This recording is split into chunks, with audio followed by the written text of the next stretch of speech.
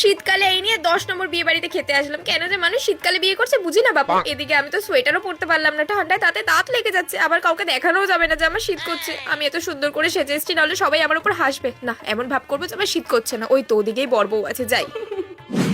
সত্যি দেখেও তো আমার হাসি পাচ্ছে। বর বউকে কত কষ্ট করে এই শীতকালের মধ্যে ফটো তুলতে হচ্ছে। কি যে দরকার ছিল শীতকালে বিয়ে করার, তাহলে তো আর এত কষ্ট করতে হতো না। সত্যি আমার আর কি। ওরে বাবারে, যত রাত বাড়ছে তত বেশি শীত করছে। এবার কি করবো, সোয়েটার তো আনিনি। বোন, তোমার শীত করছে না? কই না তো। তা কাঁপছো যে? কোথায় কাঁপছি, এটা ফ্যাশন। ঠান্ডার মধ্যে স্লিভলেস ব্লাউজ পরেছো, ঢং কত। যতই শীত করুক, বিয়ে বাড়িতে ফ্যাশন তো আমি করবই।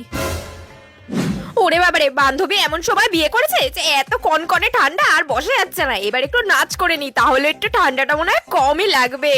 নাচ করেও তো কোনো লাভ হলো না, সেই তো দাঁতে দাঁত লেগে যাচ্ছে। ওরে বাবা, আমার প্রিয় বিরিয়ানি তাও খেতে পাচ্ছি না, এত ঠান্ডা লাগছে। কেন যে মানুষ শীতকালে বিয়ে করে না। আর কোনো বিয়ে বাড়িতে এসে ফ্যাশন দেখাবো না, এই ফ্যাশন দেখানোর চক্করে আজকে আমার দাঁতে দাঁত লেগে যাচ্ছে। এরপর দিয়ে বিয়ে বাড়িতে আসলে আমি সোয়েটার, টুপি, মোজা, হ্যান্ড গ্লাভস সব একসাথে নিয়ে আসবো।